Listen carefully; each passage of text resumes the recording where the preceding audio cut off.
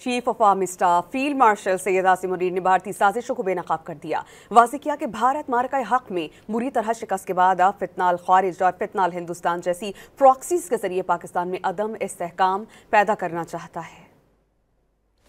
ISPR के मुताबिक GHQ में नेशनल वर्कशॉप बलूचिस्तान के शुरका से मुलाकात में फील्ड मार्शल ने बलूचिस्तान में पायदार अमन, तरक्की और कौमी यकजहती की जरूरत पर जोर दिया। दहशत गर्दी के खात्मे के लिए पाक फौज के गैर मुतसलसल अज़्म को भी दोहराया। आर्मी चीफ ने भारत की जानिब से दहशत गर्द तंजीमों की पुष्ट पनाही की शदीद मजम्मत की। कहा कि भारत मार्का हक में शिकस्त के बाद अब फितनाल ख़ारिज और फितनाल हिंदुस्तान जैसे प्रॉक्सीज के जरिए पाकिस्तान में अदम इस्तेहकाम पैदा करना चाहता है। इंशाअल्लाह इन तंजीमों का अंजाम भी वही होगा जो भारत ने पहले भुगता। फील्ड मार्शल आसिम मुनीर का कहना था कि दहशतगर्द ना तो किसी मजहब के नुमाइंदे हैं, न किसी फिरके या कौम के। दहशतगर्दों के खिलाफ एक मुत्तहिद कौमी मौक़िफ़ और इज्तिमाई अज़्म नागुज़ीर है। फील्ड मार्शल ने बलूचिस्तान में तरक्याती मंसूबों की अहमियत भी उजागर की। कहा कि दायरा जाती हम आहंगी और जामा कौमी हिकमत अमली से सूबा तरक्की कर सकता है। आर्मी चीफ ने वाज़ेह किया कि पाकिस्तान इलाकाई अमन के लिए पुरअज़्म है, ताहम हर किस्म के अंदरूनी या बैरूनी खतरे का मुंह तोड़ जवाब देने की मुकम्मल सलाहियत रखता है। नशिस्त के इख्तिताम पर जामा और बेतकल्लुफ़ मुकालमा भी हुआ। वर्कशॉप के शुरका ने आर्मी चीफ से मुख्तलिफ उमूर पर सवालात किए।